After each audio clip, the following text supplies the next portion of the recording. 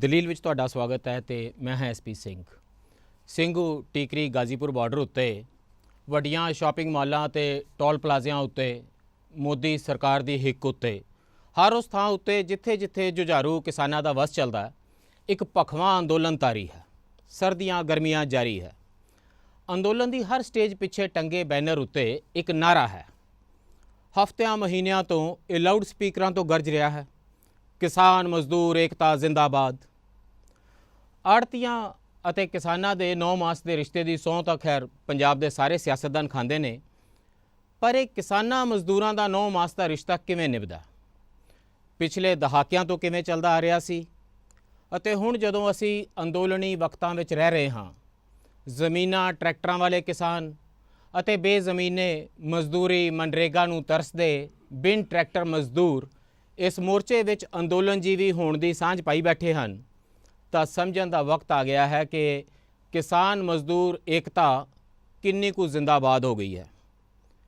ਜਿੰਨੀ ਏਕਤਾ ਸਿੰਘੂ ਟੀਕਰੀ ਬਾਰਡਰ 'ਤੇ ਹੈ, ਉਨੀ ਪਿੰਡ ਵਿੱਚ ਵੀ ਹੈ।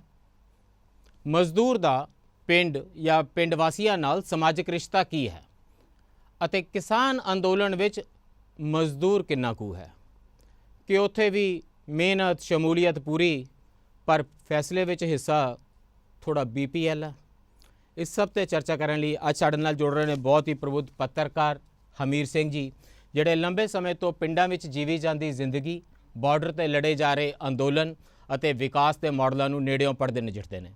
ਸਾਡੇ ਨਾਲ ਜੁੜ ਰਹੇ ਨੇ ਪੰਜਾਬ ਖੇਤ ਮਜ਼ਦੂਰ ਯੂਨੀਅਨ ਦੇ ਨੁਮਾਇੰਦੇ, ਇਹਦੇ ਜਨਰਲ ਸਕੱਤਰ ਲਛਮਣ ਸਿੰਘ ਸੇਵੇਵਾਲਾ ਜੀ। ਪਿੰਡਾਂ ਦੇ ਵਿੱਚ ਮਜ਼ਦੂਰਾਂ ਦੇ ਘੋਲਾਂ ਦੇ ਵਿੱਚ, ਮਜ਼ਦੂਰਾਂ ਦੇ ਕਿਸਾਨਾਂ ਦੇ ਨਾਲ ਘੋਲਾਂ ਵਿੱਚ ਤੇ ਮਜ਼ਦੂਰਾਂ ਤੇ ਕਿਸਾਨਾਂ ਦੇ ਰਲ ਕੇ ਸਰਕਾਰ ਦੇ ਖਿਲਾਫ ਘੋਲਾਂ ਵਿੱਚ ਲਛਮਣ ਸਿੰਘ ਸੇਵੇਵਾਲਾ ਜੀ ਮੂਹਰਲੀਆਂ ਸਫਾਂ ਵਿੱਚ ਲੜਦੇ ਦੇਖੇ ਗਏ ਨੇ। ਸਾਡੇ ਨਾਲ ਜੁੜ ਰਹੇ ਨੇ ਪੰਜਾਬੀ ਯੂਨੀਵਰਸਿਟੀ ਤੋਂ ਪੋਲੀਟੀਕਲ ਸਾਇੰਸ ਦੇ ਨਾਲ ਵਾਬਸਤਾ ਜਤਿੰਦਰ ਸਿੰਘ ਜੀ। ਜਤਿੰਦਰ ਸਿੰਘ ਜੀ ਇਹਨਾਂ ਵਰਤਾਰਿਆਂ ਦੀਆਂ ਲੇਅਰਸ ਨੂੰ ਸਟੱਡੀ ਕਰਦੇ ਨੇ। ਸਮਾਜ, ਪੂੰਜੀ ਅਤੇ ਮਜ਼ਦੂਰੀ ਦੇ ਰਿਸ਼ਤੇ ਕਿਵੇਂ ਬਣਦੇ ਨੇ, ਕਿਸ ਦੇ ਹੱਕ ਵਿੱਚ ਨਿਭਦੇ ਨੇ, ਇਹਦਾ ਨਿਤਾਰਾ ਕਰਦੇ ਨੇ। ਹਮੀਰ ਸਿੰਘ ਜੀ, ਇਹ ਕਿਸਾਨ ਮਜ਼ਦੂਰ ਏਕਤਾ ਜ਼ਿੰਦਾਬਾਦ ਕਿੰਨੀ ਕੁ ਹੋ ਗਈ ਹੈ, ਅੰਦੋਲਨ ਦੇ ਸਮਿਆਂ ਵਿੱਚ ਕਿਵੇਂ ਹੋ ਰਹੀ ਹੈ, ਪਹਿਲਾਂ ਕਿਵੇਂ ਸੀ ਤੇ ਤੁਹਾਨੂੰ ਇਹਦਾ ਭਵਿੱਖ ਕਿਵੇਂ ਦਿਖਾਈ ਦੇ ਰਿਹਾ ਹੈ, ਤੇ ਜੇ ਵਿੱਚ ਕਿਧਰੇ ਸਟ੍ਰੈਟਜੀ ਦੇ ਤੌਰ ਤੇ ਏਕਤਾ ਤੇ ਦਿਲਾਂ ਵਿੱਚ ਬੇਈਮਾਨੀ ਹੈ ਤੇ ਉਹਦਾ ਵੀ ਖੁਲਾਸਾ ਕਰਨਾ ਚਾਹੀਦਾ, ਭਾਵੇਂ ਅੰਦੋਲਨ ਵਾਲੇ ਸੁਣਦੇ ਵੀ ਹੋਣ, ਬਲਕਿ ਉਹ ਸੁਣਦੇ ਹੋਣ ਤਾਂ ਕਰਨਾ ਹੀ ਚਾਹੀਦਾ। ਬਿਲਕੁਲ, ਜਦੋਂ ਦਾ ਕਿਸਾਨ ਅੰਦੋਲਨ ਸ਼ੁਰੂ ਹੋਇਆ, 3 ਕਾਨੂੰਨ ਨੇ ਜਿਹੜੇ ਕਾਲੇ ਕਾਨੂੰਨ ਜਿਨ੍ਹਾਂ ਨੂੰ ਕਿਹਾ ਜਾਂਦਾ ਖੇਤੀ ਨਾਲ ਸੰਬੰਧਿਤ, ਐਕਚੁਅਲੀ ਖੇਤੀ ਨਾਲ ਸੰਬੰਧਿਤ ਨਹੀਂ, ਉਹ ਵਣਜ ਤੇ ਵਪਾਰ ਨਾਲ ਸੰਬੰਧਿਤ ਨੇ ਤੇ ਉਹਨਾਂ ਦਾ ਨਾਮ ਹੁਣ ਖੇਤੀ ਨਾਲ ਸੰਬੰਧਿਤ ਪੈ ਗਿਆ ਉਹ ਨੇ। ਤੇ ਇੱਕ MSP ਦੀ ਖਰੀਦ ਦੀ ਗਰੰਟੀ, ਕਾਨੂੰਨੀ ਗਰੰਟੀ ਦਾ ਕੁਐਸਚਨ ਹੈ, ਤੇ ਉਹਦੇ ਤੋਂ ਬਿਨਾਂ 2 ਹੋਰ ਵਿੱਚ ਦੀ ਆ ਗਏ ਕਾਨੂੰਨ, ਬਿਜਲੀ ਵਾਲਾ ਤਜਵੀਜ਼ ਦਾ ਬਿੱਲ ਸੀਗਾ ਤੇ ਜਾਂ ਪਰਾਲੀ ਦੇ ਨਾਲ ਜੋੜ ਕੇ ਐਨਵਾਇਰਨਮੈਂਟ ਦਾ ਜੁਰਮਾਨੇ ਦਾ ਸਵਾਲ ਸੀ। ਇਹਦੇ ਤੇ ਜਦੋਂ ਫੋਕਸ ਹੋਇਆ ਤਾਂ ਬਿਨਾਂ ਸ਼ੱਕ ਇੱਕ ਗੱਲ ਸਭ ਨੂੰ ਲੱਗੀ ਕਿ ਇਹ ਕਾਨੂੰਨ ਇਕੱਲੇ ਕਿਸਾਨ ਦੇ ਖਿਲਾਫ ਨਹੀਂ, ਇਹ ਕਾਨੂੰਨ ਪੂਰੇ ਸਾਰੇ ਉਹਨਾਂ ਖਪਤਕਾਰਾਂ ਦੇ ਖਿਲਾਫ, ਮਜ਼ਦੂਰ ਹੋਵੇ, ਮਜ਼ਦੂਰ ਤਾਂ ਖੇਤੀ ਤੇ ਹੈ ਹੀ ਹੈ, ਡਿਪੈਂਡੈਂਟ ਜਿਹੜੇ ਖੇਤ ਮਜ਼ਦੂਰ ਨੇ ਉਹ ਸਾਰਿਆਂ ਦੇ ਖਿਲਾਫ ਹੈਗਾ। ਪਰ ਬਿਨਾਂ ਸ਼ੱਕ ਅੰਦੋਲਨ ਇਹ ਕਿਸਾਨ ਅੰਦੋਲਨ ਦੇ ਵਜੋਂ ਹੀ ਸ਼ੁਰੂ ਹੋਇਆ। ਇਹ 'ਚ ਕੋਈ ਦੋਰਾਮਾ ਨਹੀਂ ਹੈ ਕਿ ਕਿਸਾਨ ਜਥੇਬੰਦੀਆਂ ਨੇ ਇਕੱਠੇ ਹੋਏ, ਪਹਿਲਾਂ ਪੰਜਾਬ ਦੀਆਂ 32 ਜਥੇਬੰਦੀਆਂ ਇਕੱਠੀਆਂ ਹੋਈਆਂ, ਫਿਰ ਹੋਰ ਦੇਸ਼ ਦੀਆਂ ਜਥੇਬੰਦੀਆਂ ਇਕੱਠੀਆਂ ਹੋਈਆਂ, ਉਹ ਸਾਰਾ ਇੱਕ ਪ੍ਰੋਸੈਸ ਚੱਲਿਆ। ਪਰ ਪਹਿਲੇ ਦਿਨ ਤੋਂ ਹੀ ਇਹ ਅਹਿਸਾਸ ਹੋਇਆ ਕਿਸਾਨ ਜਥੇਬੰਦੀਆਂ ਨੂੰ ਜ਼ਰੂਰ ਵੀ ਇਹਦੇ ਨਾਲ ਮਜ਼ਦੂਰ ਸ਼ਬਦ ਜੋੜ ਦਿੱਤਾ ਜਾਏ, ਕਿਸਾਨ ਮਜ਼ਦੂਰ। ਇੱਕ ਗੱਲ ਤਾਂ ਸਭ ਦੇ ਸਾਹਮਣੇ ਹੈ ਕਿ ਕਿਸਾਨ ਤੇ ਮਜ਼ਦੂਰ ਕਿੱਤੇ ਦੇ ਤੌਰ ਤੇ, ਪਿੰਡ ਦੇ ਵਿੱਚ ਰਹਿਣ ਦੇ ਤੌਰ ਤੇ ਅੰਤਰ ਨਿਰਭਰ ਨੇ ਇੱਕ ਦੂਜੇ ਤੇ। ਮਤਲਬ ਇਹ ਨਹੀਂ ਹੈ ਕਿ ਕਿਸਾਨ ਦਾ ਮਜ਼ਦੂਰ ਬਿਨਾਂ ਚੱਲ ਸਕਦਾ ਹੋਵੇ ਜਾਂ ਮਜ਼ਦੂਰ ਦਾ ਕਿਸਾਨ ਬਿਨਾਂ ਚੱਲ ਸਕਦਾ ਹੋਵੇ, ਪਰ ਪ੍ਰੈਕਟਿਸ ਇਹਦੂ ਉਲਟ ਹੈ। ਅੰਤਰ ਨਿਰਭਰ ਦਾ ਮਤਲਬ ਹੁੰਦਾ ਕਿ ਦੋਨੋਂ ਥੋੜਾ ਬਰਾਬਰੀ ਚ ਆਉਂਦੇ ਨੇ, ਦੋਨਾਂ ਦੀ ਸੁਣੀ ਜਾਂਦੀ ਹੈ, ਦੋਨਾਂ ਨਾਲ ਗੱਲ ਹੁੰਦੀ ਹੈ, ਇੱਕ ਦੂਜੇ ਦੀ ਰਾਏ ਮੰਨੀ ਜਾਂਦੀ ਹੈ। ਇਸ ਅੰਦੋਲਨ ਦੇ ਵਿੱਚ ਸਾਰੇ ਵਰਗਾਂ ਦਾ ਸਹਿਯੋਗ ਹੈ। ਇਹਨੂੰ ਇਸ ਲਈ ਕਿਹਾ ਜਾਂਦਾ ਕਿਸਾਨ ਅੰਦੋਲਨ ਦੀ ਬਜਾਏ ਇਹ ਲੋਕ ਅੰਦੋਲਨ ਬਣ ਗਿਆ। ਪਰ ਲੋਕ ਅੰਦੋਲਨ ਇਸ ਸੈਂਸ ਦਾ ਬਣ ਗਿਆ ਕਿ ਉਹ ਓਪਨਲੀ ਵਿਰੋਧ ਨਹੀਂ, ਪਰ ਜਿਹੜੀ ਇੱਕ ਸਰਗਰਮ ਸ਼ਮੂਲੀਅਤ ਹੈ, ਮਤਲਬ ਜਥੇਬੰਦਕ ਐਂਗਲ ਦੇ ਨਾਲ ਜੁੜੇ ਜਿਹੜੇ ਮਜ਼ਦੂਰ ਨੇ ਉਹਨਾਂ ਨੂੰ ਛੱਡ ਕੇ, ਤੇ ਉੱਥੇ ਅਜੇ ਸਰਗਰਮ ਸ਼ਮੂਲੀਅਤ ਇਸ ਕਰਕੇ ਦਿਖਾਈ ਨਹੀਂ ਦਿੰਦੀ ਕਿਉਂਕਿ ਪਿਛਲੇ ਲੰਮੇ ਸਮੇਂ ਤੋਂ ਜਿਹੜਾ ਇੱਕ ਜਾਤੀਗਤ ਟਕਰਾਅ ਵੀ ਹੈ ਉਹ ਦਿਖਾਈ ਦਿੰਦਾ ਪਿੰਡਾਂ ਦੇ ਵਿੱਚ ਵੱਖ-ਵੱਖ। ਤਾਂ ਮਜ਼ਦੂਰ ਇਹ ਸੋਚਦਾ ਜ਼ਰੂਰ, ਜਦੋਂ ਵੀ ਪਿੰਡਾਂ 'ਚ ਤੁਸੀਂ ਜਾਓ ਜਾ ਕੇ, ਉਹਨਾਂ ਨੂੰ ਇਹ ਲੱਗਦਾ ਕਿ ਜਦੋਂ ਉਹ ਮਨਰੇਗਾ ਦੇ 100 ਦਿਨ ਦੀ ਦਿਹਾੜੀ ਲਈ ਲੜਦਾ, ਜਦੋਂ ਉਹ ਕਾਨੂੰਨਨ ਤੌਰ ਤੇ ਮਿਲੇ ਤੀਜੇ ਹਿੱਸੇ ਦੇ ਜ਼ਮੀਨ ਦੇ ਹੱਕ ਦੇ ਲਈ ਲੜਦਾ, ਠੇਕੇ ਤੇ ਜ਼ਮੀਨ ਨਹੀਂ ਮਿਲਣੀ ਹੈ, ਜਦੋਂ ਫਾਈਨਾਂਸ ਕੰਪਨੀਆਂ ਦੀ ਲੁੱਟ ਦੇ ਖਿਲਾਫ ਲੜਦਾ, ਜਦੋਂ ਆਪਣੀ ਹੋਣੀ ਦੇ ਲਈ ਲੜਦਾ, ਉਦੋਂ ਇਸ ਕਿਸਾਨੀ ਧਿਰ ਵੱਲੋਂ ਉਹ ਸਪੋਰਟ ਨਜ਼ਰ ਨਹੀਂ ਆਉਂਦੀ। ਮਤਲਬ ਸਪੋਰਟ ਤਾਂ ਛੱਡੋ, ਬਲਕਿ ਬਹੁਤੀ ਵਾਰ ਟਕਰਾਅ ਜਾਂ ਉਸ ਲੈਵਲ ਦੀਆਂ ਚੀਜ਼ਾਂ ਨਜ਼ਰ ਆਉਂਦੀਆਂ ਨੇ। ਸੋ ਇਸ ਵੇਲੇ ਜਿਹੜਾ ਅੰਦੋਲਨ ਦਾ ਇੱਕ ਹੈ, ਇੱਕ ਤਾਂ ਉਹ ਸਟ੍ਰੈਟੇਜੀ ਦਾ ਹਿੱਸਾ ਹੈ, ਇੱਕ ਤਾਂ ਤੁਹਾਨੂੰ ਨੰਬਰ ਚਾਹੀਦੇ ਹੁੰਦੇ ਨੇ, ਵੱਡੀ ਗਿਣਤੀ ਦੇ ਵਿੱਚ ਲੋਕ ਆਉਣ ਤੇ ਮਜ਼ਦੂਰ ਔਰ ਨੰਬਰ ਫਰਾਹਮ ਕਰਦੇ ਨੇ। ਪਰ ਇਸ ਏਕੇ ਨੂੰ ਸਿਵੇ ਵਾਲਾ ਜੀ ਓਪਰੇਸ਼ਨਲਾਈਜ਼ ਵੀ ਤਾਂ ਕਰਨਾ ਹੁੰਦਾ ਨਾ। ਏਕਾ ਓਪਰੇਸ਼ਨਲਾਈਜ਼ ਕਿਵੇਂ ਹੋਵੇਗਾ? ਮੈਂ ਸਟ੍ਰੈਟੇਜੀ ਤਾਂ ਬਣਾ ਲਈ ਕਿ ਏਕਾ ਹੋਵੇ, ਓਪਰੇਸ਼ਨਲਾਈਜ਼ ਦਾ ਮਤਲਬ ਹੁੰਦਾ ਹੈ ਕਿ ਜਿਸ ਵੇਲੇ ਫੈਸਲਾ ਡਿਸੀਜਨ ਮੇਕਿੰਗ ਹੋਣੀ ਹੈ, ਫੈਸਲੇ ਲਏ ਜਾਣੇ ਨੇ, ਤੇ ਉਹਦੇ ਵਿੱਚ ਮਜ਼ਦੂਰਾਂ ਦੀ ਧਿਰ ਦੀ ਸ਼ਮੂਲੀਅਤ ਕਿੰਨੀ ਹੋਵੇਗੀ। ਫਿਰ ਥੱਲੇ ਨੇਤਾ, ਤੁਹਾਡੇ ਵਰਗੇ ਨੇਤਾ ਪਿੰਡ ਦੇ ਵਿੱਚ ਆਪਣੇ ਲੋਕਾਂ ਨੂੰ ਕਿਵੇਂ ਕਹਿ ਸਕਣ ਪਿੰਡ ਦੇ ਵਿੱਚ ਉਹ ਏਕਾ ਦਿਖਾਈ ਦੇਣਾ ਚਾਹੀਦਾ। ਜਿਹੜੀਆਂ ਪਹਿਲੇ ਦੀਆਂ ਪਾਈਆਂ ਹੋਈਆਂ ਕੰਧਾਂ ਨੇ ਉਹ ਟੁੱਟਣੀਆਂ ਚਾਹੀਦੀਆਂ ਨੇ, ਇੱਕ ਦੂਜੇ ਦਾ ਸਮਾਜ ਦੇ ਵਿੱਚ ਆਣਾ ਜਾਣਾ, ਇੱਕ ਦੂਜੇ ਦੀ ਜਿਹੜੀ ਪੁੱਛ ਪ੍ਰਤੀਤ ਹੁੰਦੀ ਹੈ, ਪਤਾ ਲੱਗਦਾ ਕਿ ਇਹ ਬਰਾਬਰੀ ਦਾ ਰਿਸ਼ਤਾ ਹੈ। ਉੱਥੇ ਤਾਂ ਉਹ ਬਰਾਬਰੀ ਦਾ ਰਿਸ਼ਤਾ ਨਹੀਂ ਹੈ। ਸੋ ਇਹ ਏਕਾ ਕਿਵੇਂ ਓਪਰੇਸ਼ਨਲਾਈਜ਼ ਹੋਵੇਗਾ? ਤੁਸੀਂ ਸੱਚਮੁੱਚ ਏਕੇ ਵਿੱਚ ਹੋ ਕਿ ਅਜੇ ਤੁਸੀਂ ਸਪੋਰਟ ਕਰ ਰਹੇ ਹੋ, ਉਹਨਾਂ ਨੂੰ ਲੋੜ ਹੈ ਤੇ ਤੁਹਾਡਾ ਵੀ ਉਹਨਾਂ ਤੋਂ ਬਿਨਾਂ ਚੱਲਦਾ ਨਹੀਂ, ਇਸ ਕਰਕੇ ਤੁਹਾਡੇ ਕੋਲ ਇਹ ਤੁਹਾਡੀ ਡਿਫਾਲਟ ਪੋਜੀਸ਼ਨ ਹੀ ਹੋਣੀ ਸੀ। ਜਿੱਥੋਂ ਤੱਕ ਮਜ਼ਦੂਰਾਂ ਤੇ ਕਿਸਾਨਾਂ ਦੇ ਸਮਾਜਿਕ ਰਿਸ਼ਤਿਆਂ ਦਾ ਮਸਲਾ ਹੈ, ਆਰਥਿਕ ਮਸਲਿਆਂ ਦਾ ਰਿਸ਼ਤਾ ਹੈ, ਇਹ ਜਿਵੇਂ ਹਮੀਰ ਸਿੰਘ ਹੋਣਾ ਨੇ ਕਿਹਾ ਕਿ ਇੱਕ ਦੂਜੇ ਤੇ ਅੰਤਰ ਨਿਰਭਰ ਹੈ। ਔਰ ਮੌਜੂਦਾ ਘੋਲ ਦੇ ਦੌਰਾਨ ਜਿਹੜੇ ਇਹ ਕਾਨੂੰਨ ਆਏ ਹੋਏ ਆ, ਇਹ ਕਾਨੂੰਨਾਂ ਦਾ ਅਸੀਂ ਇਹ ਸਮਝਦੇ ਆ ਕਿ ਸਭ ਤੋਂ ਵੱਧ ਜੇ ਅਸਰ ਹੋਣਾ ਹੈ, ਕਿਸਾਨਾਂ ਨਾਲੋਂ ਵੀ ਵੱਡਾ ਅਸਰ ਆ ਜਿਹੜਾ, ਉਹ ਮਜ਼ਦੂਰ ਵਰਗ ਦੇ ਉੱਤੇ ਹੋਣਾ ਹੈ। ਕਿਸਾਨ ਦੇ ਮਾਮਲੇ ਦੇ ਵਿੱਚ ਇਹ ਕਿਹਾ ਜਾਂਦਾ ਕਿ ਉਹਦੀ ਜ਼ਮੀਨ ਤੇ ਹਮਲਾ ਹੈ। ਮਜ਼ਦੂਰ ਦੇ ਮਾਮਲੇ 'ਚ ਅਸੀਂ ਕਹਿੰਦੇ ਆ ਕਿ ਉਹਦੀ ਰੋਟੀ ਤੇ ਹਮਲਾ ਹੈ, ਉਹਦੀ ਰੋਟੀ ਖੁੱਸ ਰਹੀ ਹੈ। ਪਰ ਇਸ ਦੇ ਬਾਵਜੂਦ ਵੀ ਜਿਹੜਾ ਜਥੇਬੰਦਕ ਸੈਕਸ਼ਨ ਆ ਹਲੇ ਉਹ ਹੀ ਸੰਘਰਸ਼ ਦੀ ਸਪੋਰਟ ਤੇ ਆਇਆ ਹੋਇਆ। ਜਿਹੜਾ ਆਮ ਵੱਡਾ ਹਿੱਸਾ ਮਜ਼ਦੂਰਾਂ ਦਾ ਉਹ ਹਲੇ ਤੋਂ ਪਾਸੇ ਆ। ਤੇ ਜਦੋਂ ਤੁਸੀਂ ਉਹ ਸ਼ਬਦ ਵਰਤਦੇ ਹੋ ਮਜ਼ਦੂਰ, ਤਾਂ ਤੁਸੀਂ ਮਤਲਬ ਹਮੀਰ ਸਿੰਘ ਜੀ ਵੀ ਤੇ ਤੁਸੀਂ ਵੀ ਗੱਲ ਕਰਦਿਆਂ ਮਜ਼ਦੂਰ ਤੇ ਜਾਤ ਨੂੰ ਆਲਮੋਸਟ ਇਕੱਠਿਆਂ ਹੀ ਵਰਤ ਰਹੇ ਹੋ, ਜਿਹਦਾ ਮਤਲਬ ਹੈ ਕਿ ਵਡੇਰੀ ਗਿਣਤੀ ਵਿੱਚ ਮਜ਼ਦੂਰ ਲਗਭਗ ਸ਼ੈਡਿਊਲਡ ਕਾਸਟ ਦਲਿਤ ਨੂੰ ਬਿਲੋਂਗ ਕਰਦੇ ਨੇ, SCBC ਕਮਿਊਨਿਟੀਜ਼ ਦੇ ਵਿੱਚੋਂ ਆਉਂਦੇ ਨੇ। ਸੋ ਉਹ ਪਾੜਾ ਤੇ ਪਹਿਲਾਂ ਤੋਂ ਹੈ ਹੀ ਜੀ। ਔਰ ਦੂਸਰੀ ਗੱਲ ਇਹ ਹੈਗੀ ਆ ਕਿ ਹੌਲੀ ਹੌਲੀ ਇਹ ਪਾੜਾ ਘਟ ਵੀ ਰਿਹਾ। ਬਹੁਤ ਸਾਰੇ ਘੋਲ ਪੰਜਾਬ ਦੀ ਧਰਤੀ ਦੇ ਉੱਤੇ ਇਹੋ ਜਿਹੇ ਹੋਏ ਜਿੱਥੇ ਮਜ਼ਦੂਰਾਂ ਦੇ ਨਾਲ ਬਹੁਤ ਵਿਆਪਕ ਪੱਧਰ ਦੇ ਉੱਤੇ ਬੇਇਨਸਾਫੀ ਹੋਈ, ਚਾਹੇ ਜਲੂਰ ਕਾਂਡ ਲੈ ਲਓ, ਗੰਦੜ ਕਾਂਡ ਲੈ ਲਓ, ਹੋਰ ਅਲੱਗ-ਅਲੱਗ ਥਾਵਾਂ ਤੇ ਬਹੁਤ ਵੱਡੇ ਕਾਂਡ ਹੋਏ ਜਿੱਥੇ ਮਜ਼ਦੂਰਾਂ ਨਾਲ, ਉੱਚ ਜਾਤੀ ਨਾਲ ਸੰਬੰਧਿਤ, ਜਿਹੜੇ ਕਿਸਾਨੀ ਨਾਲ ਸੰਬੰਧਿਤ ਬੰਦੇ ਸੀਗੇ, ਉਹਨਾਂ ਨੇ ਉਹਨਾਂ ਤੇ ਹਮਲੇ ਕੀਤੇ ਤੇ ਬਹੁਤ ਸਾਰੀਆਂ ਕਿਸਾਨ ਜਥੇਬੰਦੀਆਂ ਨੇ ਡਟ ਕੇ ਮਜ਼ਦੂਰਾਂ ਦਾ ਸਾਥ ਦਿੱਤਾ। ਉਹਦੇ ਨਾਲ ਜਿਹੜਾ ਜਥੇਬੰਦਕ ਕਿਸਾਨ ਹੈ ਉਹ ਤਾਂ ਸਾਥ ਦਿੰਦਾ, ਪਰ ਥੱਲੇ ਸਮਾਜ ਦੇ ਵਿੱਚ ਇੱਕ ਪ੍ਰੋਬਲਮ ਹੈ, ਸਮਾਜ ਦੇ ਵਿੱਚ ਹਲੇ ਪਾੜਾ ਹੈਗਾ। ਔਰ ਦੂਸਰੀ ਗੱਲ ਇਹ ਵੀ ਹੈਗੀ ਆ ਕਿ ਮਜ਼ਦੂਰ ਵਰਗ ਨੂੰ ਇਸ ਅੰਦੋਲਨ ਦੇ ਵਿੱਚ ਜਿਹੜਾ ਸ਼ਾਮਲ ਹੋਣ ਤੋਂ ਰੋਕਣ ਦੇ ਵਾਸਤੇ ਕਈ ਗੱਲਾਂ ਨੇ ਜਿਹੜੀਆਂ ਵਿਆਪਕ ਪੱਧਰ ਤੇ ਉਹਦੀ ਸ਼ਮੂਲੀਅਤ ਨੂੰ ਰੋਕਦੀਆਂ। ਇੱਕ ਇਹ ਵੀ ਆ ਕਿ BJP ਨੇ ਬਹੁਤ ਸੂਖਮ ਤਰੀਕੇ ਦੇ ਨਾਲ ਇਹ ਮਜ਼ਦੂਰਾਂ ਦੇ ਵਿੱਚ ਪ੍ਰਾਪੇਗੰਡਾ ਕੀਤਾ ਕਿ ਇਹਨਾਂ ਕਾਨੂੰਨਾਂ ਦਾ ਮਜ਼ਦੂਰਾਂ ਨੂੰ ਤਾਂ ਫਾਇਦਾ ਹੋਊਗਾ, ਕਿਸਾਨਾਂ ਨੂੰ ਤਾਂ ਨੁਕਸਾਨ ਹੈਗਾ। ਇੱਥੋਂ ਤੱਕ ਕਿਹਾ ਗਿਆ ਬਹੁਤ ਸਾਰੀਆਂ ਥਾਵਾਂ ਤੇ ਕਿ ਜ਼ਮੀਨ ਕਿਸਾਨਾਂ ਤੋਂ ਖੋਹ ਕੇ ਮਜ਼ਦੂਰਾਂ ਨੂੰ ਦਿੱਤੀ ਜਾਣੀ ਹੈ ਜੀ। ਔਰ ਦੂਸਰੀ ਗੱਲ ਇਹ ਵੀ ਹੈਗੀ ਆ ਕਿ ਮਜ਼ਦੂਰ ਵਰਗ ਦੀ ਆਪ ਦੀ ਹਲੇ ਜਿਹੜੀ ਚੇਤਨਾ ਦਾ ਪੱਧਰ ਵੀ ਆ, ਉਹ ਵੀ ਹਲੇ ਇੱਥੇ ਆ। ਇਹ ਤਾਂ ਹਲੇ ਜਿਹੜੀ ਚੀਜ਼ ਕਾਨੂੰਨਾਂ ਵਾਲੀ ਵੀ ਕਦੋਂ ਆਊਗੀ। ਔਰ ਅਸੀਂ ਇਹ ਦੇਖਦੇ ਆ ਪਿੰਡਾਂ ਦੇ ਵਿੱਚ ਜਾ ਕੇ ਕਿ ਜਦੋਂ ਬਿਜਲੀ ਦੇ ਮੀਟਰ ਉਹਨਾਂ ਦੇ ਪੱਟੇ ਜਾਂਦੇ ਆ, ਜੇ ਉਹਨਾਂ ਦਾ ਮੀਟਰ ਬਾਹਰੋਂ ਡੱਬੇ 'ਚੋਂ ਪੱਟ ਦਿੱਤਾ ਗਿਆ ਪਰ ਬਿਜਲੀ ਮੁਲਾਜ਼ਮ ਤਾਰ ਜੋੜ ਗਏ ਉਹਨਾਂ ਦੀ, ਉਹਨਾਂ ਨੂੰ ਲੱਗਦਾ ਵੀ ਸਾਡੀ ਹਲੇ ਤਾਰ ਲਾਈਟ ਚੱਲਦੀ ਹੈ, ਇਸ ਕਰਕੇ ਸਾਨੂੰ ਹਲੇ ਲੜਨ ਦੀ ਲੋੜ ਨਹੀਂ ਹੈ। ਇਸ ਪੱਖੋਂ ਜਾਣੀ ਉਹ ਸਮੱਸਿਆਵਾਂ ਵੀ ਮਜ਼ਦੂਰਾਂ ਦੇ ਵਿੱਚ ਜਦੋਂ ਅਸੀਂ ਜਾਂਦੇ ਹਾਂ ਜਿੱਥੇ ਉਹਨਾਂ ਦੀ ਆਪ ਦਾ, ਜੇ ਮਜ਼ਦੂਰਾਂ ਦਾ ਚੇਤਨਾ ਦਾ ਪੱਧਰ ਨਹੀਂ ਹੈ ਤਾਂ ਇਹ ਇਸ ਕਰਕੇ ਕਿ ਕਿਸਾਨਾਂ ਨੇ, ਉੱਚੀ ਜਾਤ ਵਾਲਿਆਂ ਨੇ, ਜ਼ਿਮੀਂਦਾਰਾਂ ਨੇ ਕੋਈ ਬਹੁਤ ਵੱਡੇ ਅੰਦੋਲਨ ਸਿੰਘੂ ਬਾਰਡਰ ਤੇ ਜਾ ਕੇ ਮਜ਼ਦੂਰਾਂ ਦੇ ਵਿੱਚ ਵਿੱਦਿਆ ਦੀ ਪ੍ਰਾਪਤੀ ਲਈ, ਐਜੂਕੇਸ਼ਨ ਲਈ ਨਹੀਂ ਲੜੇ। ਜੇ ਇਹ ਏਕਤਾ ਸੱਚਮੁੱਚ ਹੋਵੇ ਤਾਂ ਕੀ ਸਿੰਘੂ ਟੀਕਰੀ ਬਾਰਡਰ ਦੇ ਉੱਤੇ ਜਾਤ ਪਾਤ ਦੇ ਖਾਤਮੇ ਦਾ, ਐਨਾਈਲੇਸ਼ਨ ਆਫ ਕਾਸਟ ਦਾ ਇੱਕ ਵੱਡਾ ਅੰਦੋਲਨ ਨਾ ਵਿੱਢਿਆ ਹੁੰਦਾ? ਸੋ ਮੈਂ ਇਸ ਕਰਕੇ ਪੁੱਛ ਰਿਹਾ ਜਤਿੰਦਰ ਜੀ ਕਿ ਇਹ ਇੱਕ ਸਟ੍ਰੈਟੇਜਿਕ ਹੈ ਕਿ ਏਕਾ ਕਰਨ ਦਾ ਕੋਈ ਫੈਸਲਾ ਉਸ ਫਿਲਾਸਫਿਕ ਪੱਧਰ ਦੇ ਉੱਤੇ ਲਿਆ ਗਿਆ ਹੈ? ਆਫਟਰ ਆਲ ਸਿੱਖੀਜ਼ਮ ਦੇ ਵਿੱਚ ਸ਼ਮੂਲੀਅਤ ਨੇ ਵੀ ਪੰਜਾਬ ਦੇ ਵਿੱਚੋਂ ਜਾਤ ਪਾਤ ਦਾ ਇਹ ਸਿਸਟਮ ਜਿਹੜਾ ਖਤਮ ਨਹੀਂ ਕਰ ਸਕੇ। ਦੇਖੋ ਜੀ, ਲਛਮਣ ਸਿੰਘ ਸੇਵਾਵਾਲ ਬੈਠੇ ਨੇ ਤੇ ਮੈਂ ਮਤਲਬ ਇਹਨਾਂ ਦੇ ਲੇਖ ਤੇ ਇਹਨਾਂ ਦੇ ਸਰਵੇ ਪੜ੍ਹੇ ਨੇ ਜੀ। ਇਹਨਾਂ ਦਾ ਆਪਣੇ ਸਰਵਿਆਂ ਤੇ ਲੇਖਾਂ ਤੇ ਕੋਈ ਹੋਰ ਟਿੱਪਣੀ ਹੋ ਸਕਦੀ ਹੈ, ਪਰ ਇਹਨਾਂ ਦੇ ਲੇਖ ਤੇ ਸਰਵੇ ਪੜ੍ਹ ਕੇ ਤਾਂ ਮੈਨੂੰ ਐਂ ਲੱਗਦਾ ਬਹੁਤ ਵੱਡਾ ਪਾੜਾ ਏ। ਇਹ ਕਿਸੇ ਇੱਕ ਅੰਦੋਲਨ ਤੋਂ ਪੂਰਿਆ ਨਹੀਂ ਜਾਣਾ, ਇਹ ਨਾ ਕਾਨਫਰੰਸਾਂ ਤੋਂ ਪੂਰਿਆ ਜਾਣਾ ਹੈ। ਮੈਨੂੰ ਲੱਗਦਾ ਵੀ ਇਹ ਆਪਾਂ 2 ਕਦਮ ਵੀ ਨਹੀਂ ਇਹਦੇ ਮਤਲਬ ਇਹਦੀ ਤਰਫ ਇਹਨੂੰ ਪੂਰਨ ਤਰਫ ਵੱਧ ਰਹੇ ਹੋਵਾਂਗੇ। ਬਿਲਕੁਲ ਬਿਲਕੁਲ। ਇਹਦੇ 3 ਕਾਰਨ ਜਿਹੜੇ ਮੈਨੂੰ ਬਹੁਤ ਸਪਸ਼ਟ ਲੱਗਦੇ ਨੇ ਉਹ ਇਹ ਨੇ। ਇੱਕ ਤਾਂ ਆਰਥਿਕ ਪਾੜਾ ਬਹੁਤ ਵੱਡਾ ਹੈ। ਤੁਸੀਂ ਜੇ ਟੋਟਲ ਜਿਹੜੀ ਜ਼ਮੀਨ ਦੀ ਮਾਲਕੀ ਹੈ ਉਹਦਾ ਜਿਹੜਾ ਹਿੱਸਾ ਹੈ ਸਿਰਫ 3% ਹਿੱਸਾ ਹੈ ਜਿਨ੍ਹਾਂ 'ਚ ਦਲਿਤਾਂ ਦੀ ਮਾਲਕੀ ਹੈ। ਟੋਟਲ ਜਿਹੜੀ ਦਲਿਤਾਂ ਦੀ ਵਸੋਂ ਹੈ ਪੰਜਾਬ ਦੇ ਵਿੱਚ, ਜਿਹੜੀ ਟੋਟਲ ਵਾਹੀਯੋਗ ਜ਼ਮੀਨ ਦੇ ਉੱਪਰ ਵਾਹੀਯੋਗ ਜ਼ਮੀਨ ਦਾ 3% ਦਲਿਤਾਂ ਕੋਲ ਹੈ ਤੇ ਦਲਿਤਾਂ ਦਾ ਪੋਪੂਲੇਸ਼ਨ ਦੇ ਵਿੱਚ ਟੋਟਲ ਹਿੱਸਾ ਜਿਹੜਾ 33% ਟੋਟਲ ਹਿੱਸਾ 32-33% ਹੈਗਾ। ਸੋ 33% ਲੋਕਾਂ ਕੋਲ 3% ਜ਼ਮੀਨ ਹੈ। ਬਿਲਕੁਲ। ਉਹਦੇ ਚੋਂ ਜਿਹੜਾ 73% ਹੈ ਉਹ ਪਿੰਡਾਂ 'ਚ ਰਹਿਣ ਵਾਲੀ ਹੈ, ਜਿਹੜੀ ਦਲਿਤ ਪੋਪੂਲੇਸ਼ਨ ਹੈ। ਮਤਲਬ ਇਸ ਕਰਕੇ ਇੱਕ ਤਾਂ ਜਿਹੜਾ ਇਹ ਆਰਥਿਕ ਪਾੜਾ ਹੈ ਇਹ ਬਹੁਤ ਵੱਡਾ ਹੈ। ਉਹਦੇ ਚੋਂ ਜਦੋਂ ਖੇਤ ਮਜ਼ਦੂਰ ਤੇ ਖੇਤ ਤੇ ਕੰਮ ਕਰਨ ਦਾ ਮਸਲਾ ਆਉਂਦਾ ਹੈ, ਅਸੀਂ ਖੇਤ ਮਜ਼ਦੂਰ ਨੂੰ ਹਲੇ ਤੱਕ ਬੇਜ਼ਮੀਨਾ ਕਿਸਾਨ ਦੇ ਤੌਰ ਤੇ ਕਿੰਨਾ ਕੁ ਮੰਨਣਾ ਸ਼ੁਰੂ ਕੀਤਾ ਹੈ, ਇਹਦਾ ਹਲੇ ਸਾਨੂੰ ਕੋਈ ਹਿਸਾਬ ਕਿਤਾਬ ਨਹੀਂ। ਉਹ ਮਜ਼ਦੂਰੀ ਹੁੰਦਾ, ਉਹ ਬੇਸਿਕਲੀ ਮਜ਼ਦੂਰ ਹੈ, ਕਿਸਾਨ ਨਹੀਂ ਗਿਣਦੇ। ਬਿਲਕੁਲ।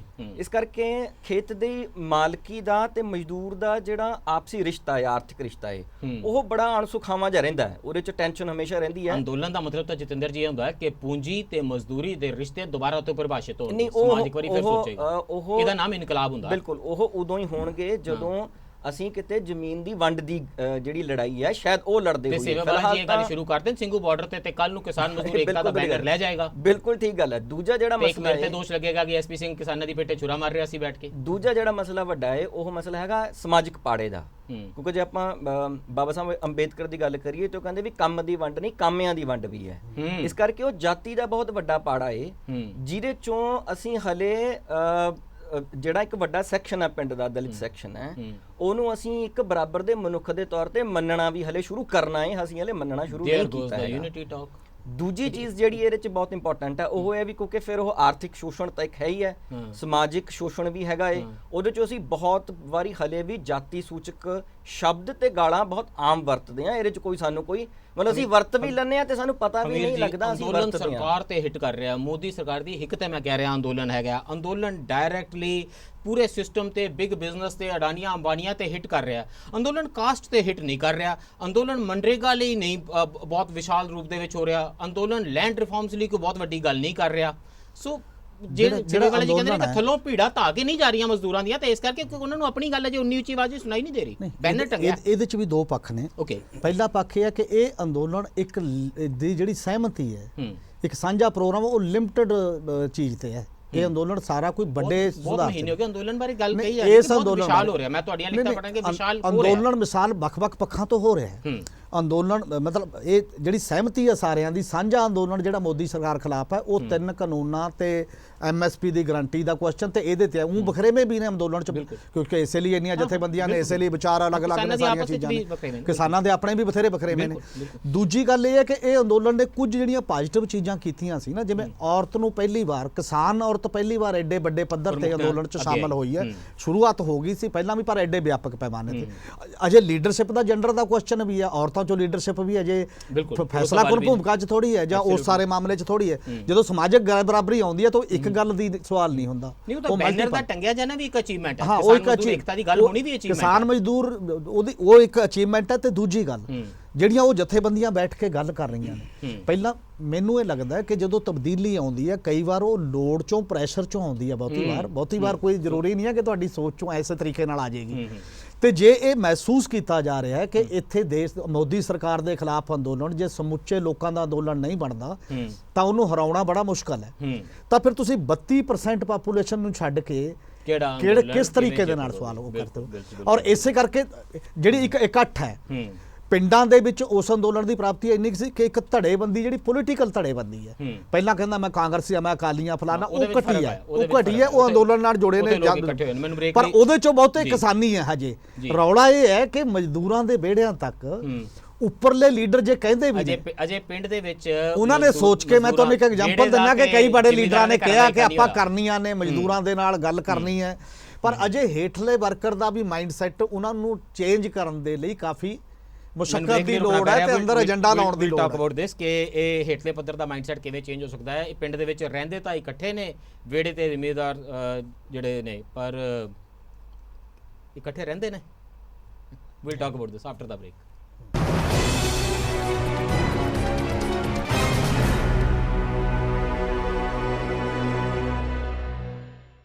ਬ੍ਰੇਕ ਤੋਂ ਬਾਅਦ ਫਿਰ ਸਵਾਗਤ ਹੈ। ਚਰਚਾ ਕਰ ਰਹੇ ਹਾਂ ਕਿਸਾਨ ਮਜ਼ਦੂਰ ਏਕਤਾ ਜ਼ਿੰਦਾਬਾਦ ਦੇ ਨਾਅਰਿਆਂ ਦੇ ਵਿੱਚ ਮਜ਼ਦੂਰ ਕਿੰਨਾ ਕੁ ਹੈ। ਸਾਡੇ ਨਾਲ ਚਰਚਾ ਵਿੱਚ ਸ਼ਾਮਲ ਨੇ ਹਮੀਰ ਸਿੰਘ ਜੀ ਸੀਨੀਅਰ ਪੱਤਰਕਾਰ, ਲక్ష్మణ ਸਿੰਘ ਸੇਵੇਵਾਲਾ ਜੀ ਮਜ਼ਦੂਰਾਂ ਦੀ ਨੁਮਾਇੰਦਗੀ ਕਰ ਰਹੇ ਨੇ, ਅਤੇ ਜਤਿੰਦਰ ਸਿੰਘ ਜੀ ਪੋਲੀਟੀਕਲ ਸਾਇੰਟਿਸਟ ਇਹਨਾਂ ਸਾਰੇ ਵਰਤਾਰਿਆਂ ਦੀਆਂ ਤੈਆਂ ਨੂੰ ਪੜ੍ਹਦੇ ਨੇ। ਲక్ష్మణ ਸਿੰਘ ਸੇਵੇਵਾਲਾ ਜੀ, ਮੈਂ ਕਾਰਵਾਂ ਵਿੱਚ ਇੱਕ ਲੇਖ ਪੜ੍ਹ ਰਿਹਾ ਸੀਗਾ, ਸੀਨੀਅਰ ਪੱਤਰਕਾਰ ਨੇ ਪ੍ਰਭਜੀਤ ਸਿੰਘ, ਉਹਨਾਂ ਨੇ ਤੁਹਾਡੇ ਨਾਲ ਗੱਲਬਾਤ ਕਰਦੇ ਕੀਤਾ ਤੇ ਤੁਸੀਂ ਕਿਹਾ ਕਿ ਦੇਖੋ ਰੈਲੀ ਤਾਂ ਹੋਈ ਹੈ ਤੇ ਅਸੀਂ ਜਾਣਾ ਵੀ ਸੀ, ਪਰ ਇੰਨੇ ਸਾਧਨ ਨਹੀਂ ਸਨ, ਅਸੀਂ ਅਫੋਰਡ ਨਹੀਂ ਸੀ ਕਰ ਸਕਦੇ, ਤਾਂ ਕਰਕੇ ਅਸੀਂ ਬਰਨਾਲੇ ਨਹੀਂ ਪਹੁੰਚੇ। ਫਰਵਰੀ ਵਾਲੀ ਰੈਲੀ ਸੀ ਮੇਰੇ ਖਿਆਲ 21 ਫਰਵਰੀ ਨੂੰ ਉਹ ਰੈਲੀ ਸੀ। ਤੇ ਇਹ ਕੀ ਹੁਣ ਮਜ਼ਦੂਰ ਵਰਗ ਇੰਤਜ਼ਾਰ ਕਰ ਰਿਹਾ ਹੈ ਕਿ ਜ਼ਿਮੀਦਾਰ ਉਹਨੂੰ ਕਿਤੇ ਲੈ ਜਾਣਗੇ?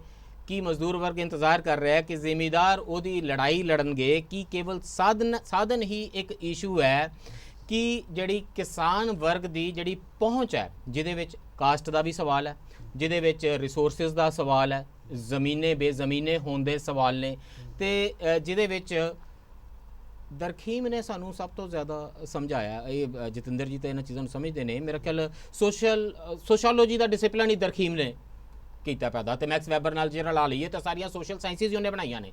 ਤੇ ਉਹ ਕਹਿੰਦਾ ਕਿ ਬੰਦਾ ਖੁਦਕੁਸ਼ੀ ਉਦੋਂ ਕਰਦਾ ਜਦੋਂ ਸਮਾਜਿਕ ਹਾਲਾਤ ਖੁਦਕੁਸ਼ੀ ਵਾਲੇ ਹੁੰਦੇ ਨੇ, ਹੋਰ ਕਾਰਨਾਂ ਕਰਕੇ ਨਹੀਂ ਖੁਦਕੁਸ਼ੀ ਕਰਦਾ, ਤੇ ਇਹ ਸਮਾਜਿਕ ਹਾਲਾਤ ਉਹ ਨੇ। ਤੇ ਇਸ ਕਰਕੇ ਤੁਹਾਡੀ ਜ਼ਿਮੀਂਦਾਰਾਂ ਦੇ ਉੱਤੇ ਡਿਪੈਂਡੈਂਸ ਤੋਂ ਬਿਨਾਂ ਵੀ ਕੋਈ ਮਜ਼ਦੂਰ ਆਪਣਾ ਏਜੰਡਾ ਰੱਖ ਸਕਣਗੇ ਸਿੰਘੂ ਬਾਰਡਰ ਦੇ ਉੱਤੇ ਤੇ ਪਿੰਡ ਦੇ ਵਿੱਚ। ਜਿਸ ਲੈਵਲ ਦਾ ਮਜ਼ਦੂਰਾਂ ਦੇ ਹਾਲਾਤ ਆ, ਜਿਵੇਂ ਕਿਸਾਨ ਰੈਗੂਲਰਲੀ ਬੈਠ ਸਕਦੇ ਆ, ਉਹਨਾਂ ਦੇ ਕੋਲੇ ਘੱਟੋ ਘੱਟ ਕਣਕ ਜ਼ਰੂਰ ਹੈਗੀ ਆਪਦੇ ਘਰ ਦੇ ਵਿੱਚ, ਉਹਨਾਂ ਨੂੰ ਕਿਤੋਂ ਉਧਾਰ ਵੀ ਮਿਲ ਜਾਂਦਾ ਜੇ ਉਹਨਾਂ ਨੇ ਕੁਛ ਆਪਦਾ ਚੁੱਲ੍ਹਾ ਚਲਾਉਣਾ ਹੈ। ਮਜ਼ਦੂਰ ਦੀ ਹਾਲਤ ਹੈ ਜੇ ਉਹ ਸਵੇਰੇ ਦਿਹਾੜੀ ਨਹੀਂ ਜਾਂਦਾ, ਸ਼ਾਮ ਨੂੰ ਉਹਦਾ ਚੁੱਲ੍ਹਾ ਨਹੀਂ ਤਪਦਾਗਾ। ਉਹਦਾ ਕਾਰਨ ਕੀ ਹੈ? ਉਹਦਾ ਕਾਰਨ ਤਾਂ ਇਹ ਹੈ ਕਿ ਬਹੁਤ ਵੱਡਾ ਆਰਥਿਕ ਪਾੜਾ ਹੈ। ਫਿਰ ਆਪਾਂ ਥੋੜਾ ਪਿੱਛੇ ਚਲੇ ਜਾਂਦੇ ਆ ਵੀ ਗੱਲ ਇਹ ਹੈ ਕਿ ਬ੍ਰਿਟਿਸ਼ ਸਮਿਆਂ ਦੇ ਵਿੱਚ, ਪ੍ਰੀ ਬ੍ਰਿਟਿਸ਼ ਦੇ ਵਿੱਚ ਕੋਈ ਵੱਡਾ ਅੰਦੋਲਨ ਇਹਦਾ ਨਹੀਂ ਹੋਇਆ ਕਿ ਲੈਂਡ ਰਿਫਾਰਮਸ ਦਾ, ਤੇ ਪੋਸਟ ਇੰਡੀਪੈਂਡੈਂਸ ਕੋਈ ਵੱਡਾ ਅੰਦੋਲਨ ਇਹਦਾ ਨਹੀਂ ਹੋਇਆ ਕਿ ਮਜ਼ਦੂਰਾਂ ਨੂੰ ਮਿਲੇ। ਤੇ ਅੱਜ ਸਿੰਘੂ ਟੀਕਰੀ ਬਾਰਡਰ ਦੇ ਉੱਤੇ ਅੰਦੋਲਨ ਚੱਲ ਰਿਹਾ ਜਿਹਦੇ ਵਿੱਚ ਇਹ ਅੰਦੋਲਨ ਨਹੀਂ ਹੈ ਕਿ ਲੈਂਡ ਰਿਫਾਰਮਸ ਹੋਣ, ਵੀ ਜ਼ਮੀਨਾਂ ਨੂੰ ਜ਼ਮੀਨਾਂ ਕਿਵੇਂ ਮਿਲਣੀਆਂ ਨੇ। ਹਾਂਜੀ, ਉਹ ਦੇਖੋ, ਦ ਮੂਮੈਂਟ ਤੁਸੀਂ ਇਹਦੀ ਗੱਲ ਕਰੋਗੇ ਏਕਤਾ ਦੇ ਬੈਨਰ ਤੇ ਖਤਰਾ ਆ ਜਾਏਗਾ। ਦੇਖੋ ਇਹਦੇ 'ਚ ਇਹ ਗੱਲ ਆ, ਜਿਸ ਤਰੀਕੇ ਦੇ ਨਾਲ ਇਹ ਅੰਦੋਲਨ ਚੱਲ ਰਿਹਾ, ਇਸ ਅੰਦੋਲਨ ਨੂੰ ਕੁੱਲ ਖੇਤੀ ਸੰਕਟ ਦੇ ਨਿਵਾਰਨ ਦਾ ਅੰਦੋਲਨ ਨਹੀਂ ਸਮਝਣਾ ਚਾਹੀਦਾ। ਇਹ ਅੰਦੋਲਨ ਤਾਂ ਇੱਕ ਤਰ੍ਹਾਂ ਦੇ ਨਾਲ ਜਿਹੜੇ ਕਾਲੇ ਕਾਨੂੰਨ ਆਏ ਹੋਏ ਆ, ਇਹਨਾਂ ਨੇ ਵੱਡਾ ਪੱਧਰ ਦੇ ਉੱਤੇ ਲੋਕਾਂ ਨੂੰ ਹਿੱਟ ਕੀਤਾ, ਇਸ ਕਰਕੇ ਇਸ ਪੱਧਰ ਤੇ ਪਹੁੰਚਿਆ। ਕੀ ਅਜਿਹਾ ਹੋਵੇ ਕਿ ਪਿੰਡ ਜਿਸ ਦੇ ਵਿੱਚ ਤਰੀਕੇ ਦੇ ਨਾਲ ਹੌਲੀ ਹੌਲੀ ਜੀ ਸਰ, ਜਿਸ ਤਰੀਕੇ ਦੇ ਨਾਲ ਜਦੋਂ ਕੋਈ ਲੜਦੇ ਆ, ਉਹਦੇ ਚੋਂ ਹੀ ਲੋੜਾਂ, ਜਿਵੇਂ ਕਹਿੰਦੇ ਲੋੜ ਹੀ ਕੱਢਦੀ ਮੈਂ ਨਹੀਂ, ਉਹ ਹਮੀਰ ਜੀ ਕਹਿ ਰਹੇ ਨੇ ਕਿ ਪ੍ਰੈਸ਼ਰ ਜਿਹੜਾ ਹੈ, ਪ੍ਰੈਸ਼ਰ ਬਿਲਡ ਕਰੇਗਾ। ਉਹਦੇ ਚੋਂ ਮਤਲਬ ਜਿਹੜਾ ਕਿਸਾਨ ਤੇ ਮਜ਼ਦੂਰ ਨੂੰ ਇੱਕ ਦੂਜੇ ਦੇ ਸਹਿਯੋਗ ਦੀ ਜਿੰਨੀ ਲੋੜ ਮਹਿਸੂਸ ਹੋਊਗੀ, ਉਹਨਾਂ ਹੀ ਉਹ ਨੇੜੇ ਆਉਂਦੇ ਜਾਣਗੇ। ਔਰ ਜਿਸ ਤਰੀਕੇ ਦੇ ਨਾਲ ਇਸ ਅੰਦੋਲਨ ਦੇ ਵਿੱਚ ਇਹਨਾਂ ਕਾਨੂੰਨਾਂ ਦੇ, ਜੇ ਅਸੀਂ ਅਸਰਾਂ ਦੀ ਗੱਲ ਕਰੀਏ ਕਿ ਇਹਨਾਂ ਕਾਨੂੰਨਾਂ ਦੇ ਮਜ਼ਦੂਰਾਂ ਤੇ ਅਸਰ ਕੀ ਪੈਣਗੇ, ਉਹਦੇ ਬਾਰੇ ਸਾਰੇ ਕਨਵਿੰਸ ਨੇ ਕਿ ਮਜ਼ਦੂਰਾਂ ਨਹੀਂ ਜੀ, ਮਜ਼ਦੂਰਾਂ ਨੂੰ ਹਾਲੇ ਤਾਂ ਆਪ ਨੂੰ ਵੀ ਇਹ ਬਹੁਤਾ ਨਹੀਂ ਪਤਾ ਕਿ ਸਾਡੇ ਤੇ ਕੀ ਅਸਰ ਪੈਣਗੇ, ਕਿਉਂਕਿ ਜਿਸ ਤਰੀਕੇ ਦੇ ਨਾਲ ਸਾਡੇ ਸਮਾਜਿਕ ਵੰਡ ਆ, ਜਾਤ ਪਾਤੀ ਵੰਡ ਆ, ਉਹਦੇ ਵਿੱਚ ਤਾਂ ਬਹੁਤੇ ਵਾਰੀ ਇਹ ਵੀ ਗੱਲ ਆਉਂਦੀ ਆ ਵੀ ਜਿਹੜੀ ਇਹ ਇੱਕ ਸ਼ਰੀਕੇ ਦੀ ਭਾਵਨਾ ਜਿਹੜੀ ਸਾਡੇ ਜਾਤ ਪਾਤ ਪ੍ਰਥਾ ਤਹਿਤ ਪਈ ਆ ਪਹਿਲਾਂ ਹੀ, ਤੇ ਹਰ ਰੋਜ਼ ਚੱਲਦੇ ਆ ਮਜ਼ਦੂਰ ਉੱਥੋਂ, ਇੱਕ ਵਾਰੀ ਨਹੀਂ ਚੱਲਦੇ, ਉਹ ਰੋਜ਼ ਚੱਲਦੇ ਆ। ਬਿਲਕੁਲ।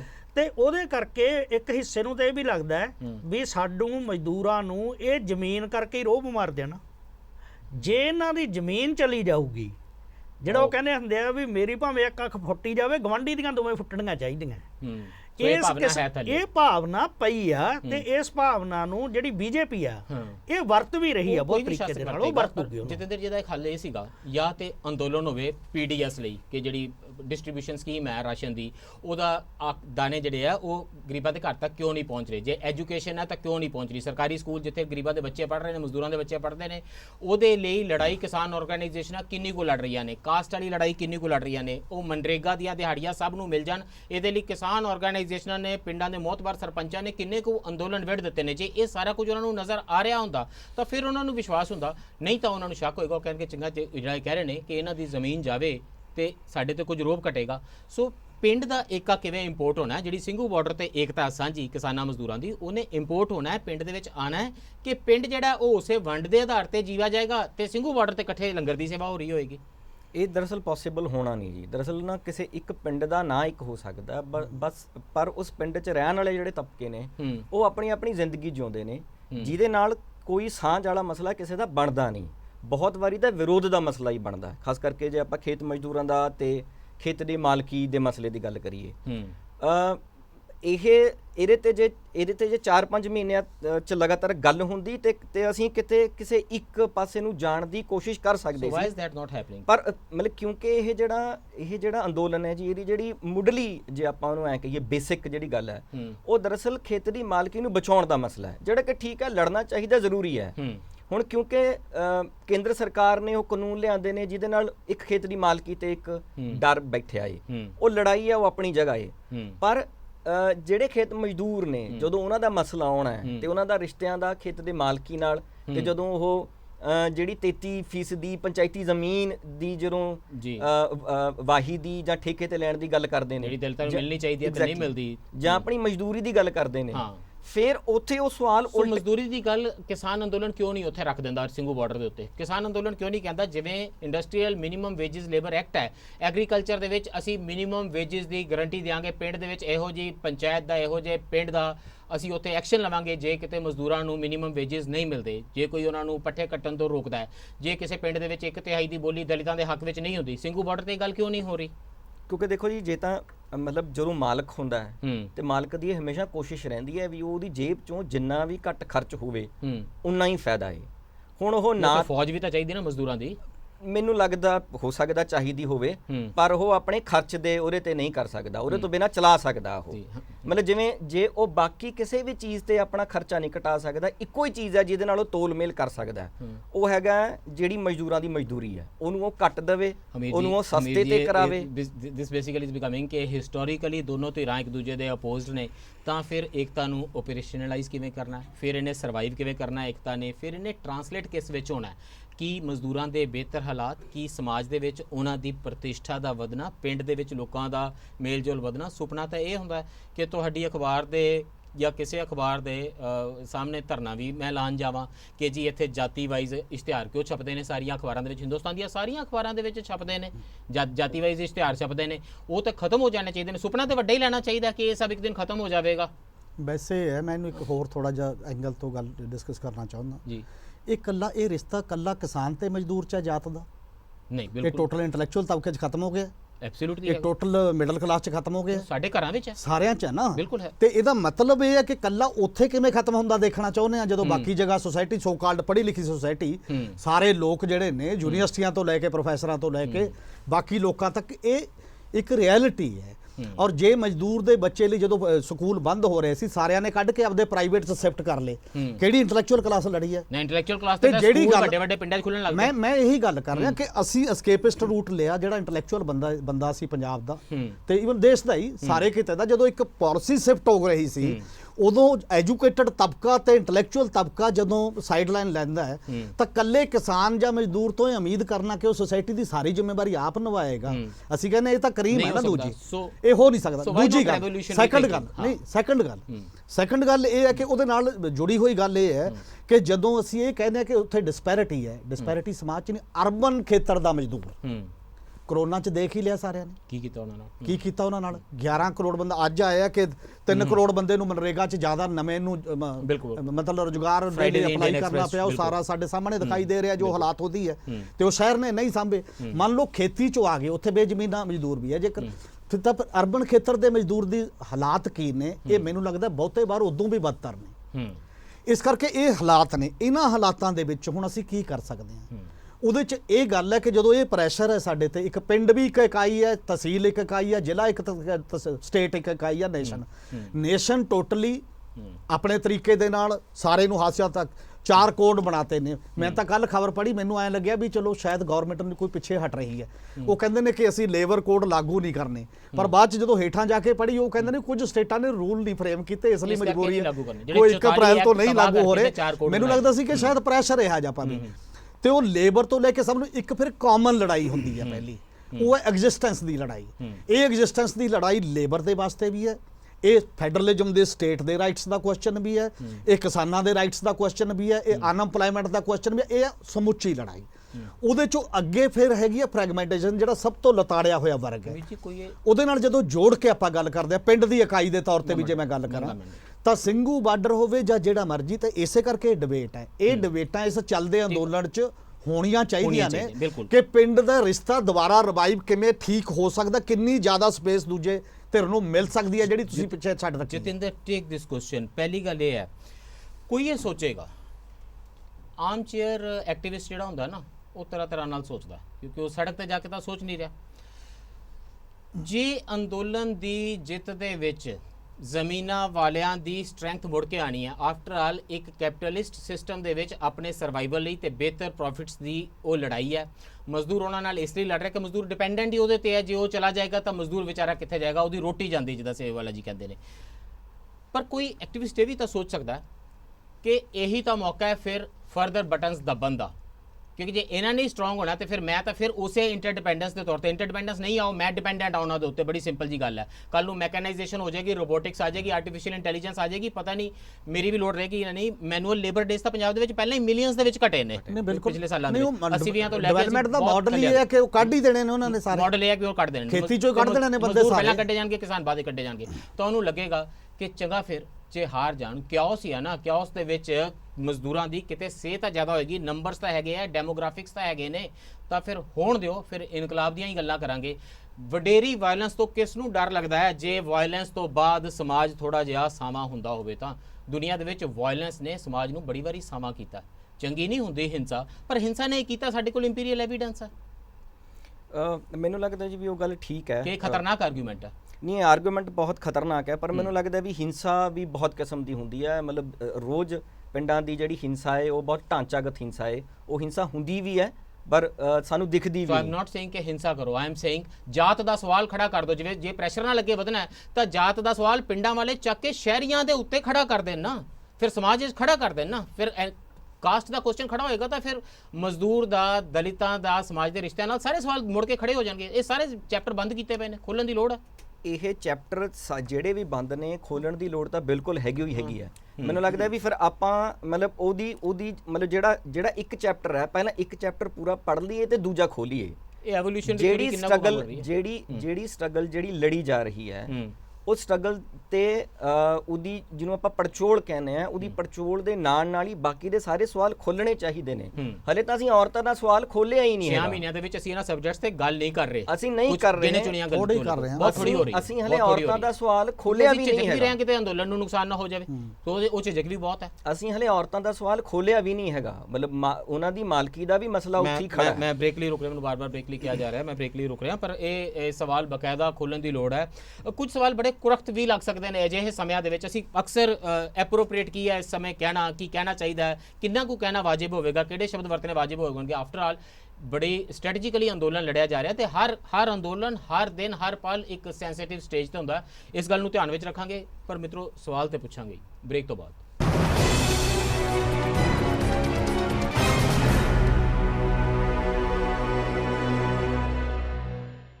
ਬ੍ਰੇਕ ਤੋਂ ਬਾਅਦ ਫਿਰ ਸਵਾਗਤ ਹੈ। ਚਰਚਾ ਕਰ ਰਹੇ ਹਾਂ ਕਿਸਾਨੀ ਦੇ ਅੰਦੋਲਨ ਦੇ ਵਿੱਚ ਮਜ਼ਦੂਰਾਂ ਦੀ ਭੂਮਿਕਾ, ਕਿੰਨੀ ਕੁ ਕਿਸਾਨ ਮਜ਼ਦੂਰ ਏਕਤਾ ਸਿੰਘੂ ਬਾਰਡਰ ਤੋਂ ਲੈ ਕੇ ਤੇ ਆਪਣੇ ਦਿਲਾਂ ਤੱਕ ਸਾਨੂੰ ਦਿਖਾਈ ਦੇ ਰਹੀ ਹੈ। ਸਾਡੇ ਵਿੱਚ ਨਾਲ ਚਰਚਾ ਵਿੱਚ ਸ਼ਾਮਿਲ ਨੇ ਹਮੀਰ ਸਿੰਘ ਜੀ, ਲਛਮਣ ਸਿੰਘ ਸੇਵੇਵਾਲਾ ਜੀ ਅਤੇ ਜਤਿੰਦਰ ਸਿੰਘ ਜੀ।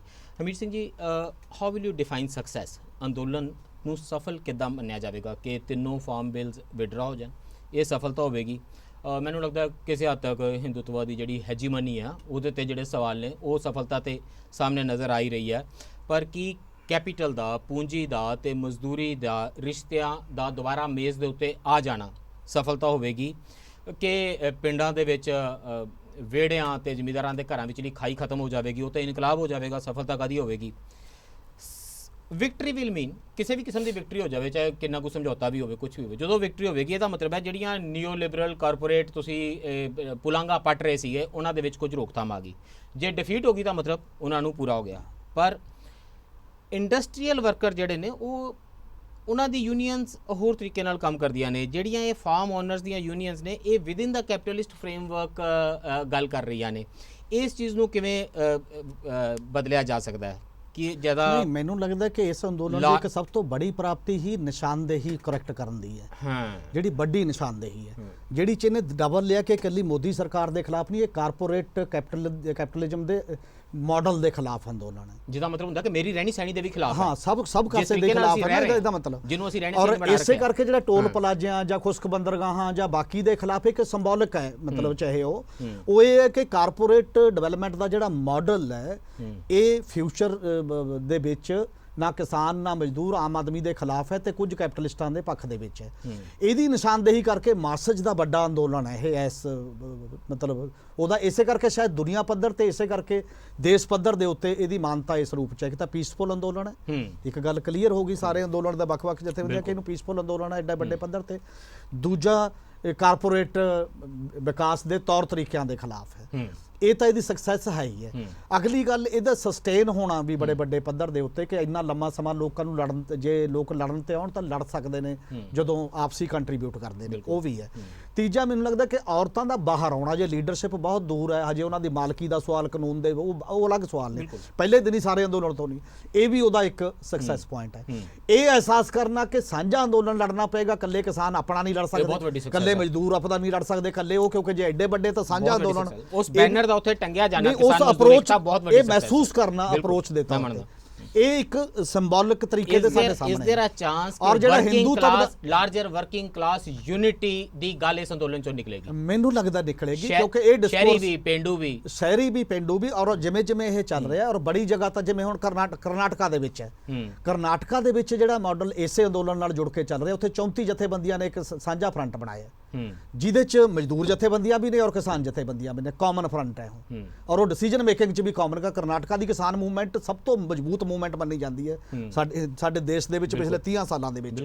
ਜੇ ਉਹਨਾਂ ਨੇ ਇਸ ਪਾਸੇ ਨੂੰ ਚੱਲੇ ਆ ਤਾਂ ਮੈਨੂੰ ਲੱਗਦਾ ਪੰਜਾਬ ਨੂੰ ਵੀ ਤੇ ਬਾਕੀ ਨੂੰ ਵੀ ਉਹਦੇ ਤੋਂ ਵੀ ਸਿੱਖਣਾ ਚਾਹੀਦਾ ਨਾਲ। ਇਹ ਨਹੀਂ ਕਿ ਅੰਦੋਲਨ ਅਸੀਂ ਪਹਿਲਾਂ ਸ਼ੁਰੂ ਕਰਤਾ, ਹਾਂ ਜਿੱਥੇ ਜਿੱਥੇ ਹੈ ਤੇ ਉਹਦੇ ਤੋਂ ਸਿੱਖਣ ਦੀ ਗੱਲ ਹੈ ਕਿ ਉਹਦੇ ਚ ਡਿਸੀਜਨ ਮੇਕਿੰਗ ਦੇ ਵਿੱਚ ਵੀ ਹਲੇ ਜਿੰਨਾ ਚਾਹੇ ਮਜ਼ਦੂਰ ਘੱਟ ਆਰਗੇਨਾਈਜ਼ ਹੈ ਪਰ ਉਹਦੀਆਂ ਜਥੇਬੰਦੀਆਂ ਤਾਂ ਹੈ। ਉਹਨਾਂ ਜਥੇਬੰਦੀਆਂ ਨੂੰ ਅਸੀਂ ਫੈਸਲਾਕੁੰਨ ਭੂਮਿਕਾ ਚ ਲਿਆ ਸਕਦੇ ਹਾਂ। ਜਦੋਂ ਉਸ ਲੈਵਲ ਦੀਆਂ ਚੀਜ਼ਾਂ ਆਉਣਗੀਆਂ ਤਾਂ ਹੌਲੀ ਹੌਲੀ ਇੱਕ ਪ੍ਰੋਸੈਸ ਦੇ ਵਿੱਚੋਂ ਇਹ ਚੀਜ਼ਾਂ ਅੱਗੇ ਡਿਵੈਲਪ ਹੋਣਗੀਆਂ ਇਸ ਅੰਦੋਲਨ ਦੇ ਵਿੱਚ। ਔਰ ਇਹ ਗੱਲ ਠੀਕ ਹੈ ਕਿ ਜੇ ਉੱਪਰਲੀ ਲੀਡਰਸ਼ਿਪ ਇਹ ਮਹਿਸੂਸ ਕਰਨ ਲੱਗੀ ਹੈ, ਚਾਹੇ ਉਹ ਪ੍ਰੈਸ਼ਰ ਚੋਂ ਅਜੇ ਮਾਨਸਿਕਤਾ ਨਹੀਂ, ਹਾਲਾਂਕਿ ਫਿਲਾਸਫੀਕਲੀ ਤਾਂ ਇਸ ਨੂੰ ਆਈਡੀਓਲੋਜੀਕਲੀ ਦੋ ਤਰ੍ਹਾਂ ਲੀਡ ਕਰ ਰਹੀਆਂ ਨੇ। ਇੱਕ ਕਹਿੰਦੀ ਅਸੀਂ ਪੰਥਕ ਹਾਂ, ਇੱਕ ਕਹਿੰਦੀ ਅਸੀਂ ਕਮਿਊਨਿਸਟ ਹਾਂ। ਬੇਸਿਕਲੀ ਦੋ ਤਰ੍ਹਾਂ ਹੀ ਨਾ ਜਿਹਦੇ ਸੋਸ਼ਲ ਮੀਡੀਆ ਤੇ ਲੜਾਈ ਹੈ। ਜਾਤ ਪਾਤ ਤਾਂ ਦੋਨੋਂ ਸਾਹ ਨਾ ਲੈ ਸਕੇ, ਦੋਨੋਂ ਨਹੀਂ, ਦੋਨੋਂ ਜਾਤ ਦੇ ਖਿਲਾਫ ਨੇ। 550 ਸਾਲ ਤੋਂ ਗੁਰੂ ਨਾਨਕ ਸਾਹਿਬ ਕਹਿੰਦੇ ਨੇ ਨੀਚਾ ਅੰਦਰ ਨੀਚ ਜਾਤ, ਨੀਚੀ ਹੁਆ ਤਨ ਨੀਚ, ਨਾਨਕ ਤਿਨਕੇ ਸੰਗ ਸਾਥ ਵੱਡਿਆਂ ਸਿਓ ਕੇ ਰੀਸ।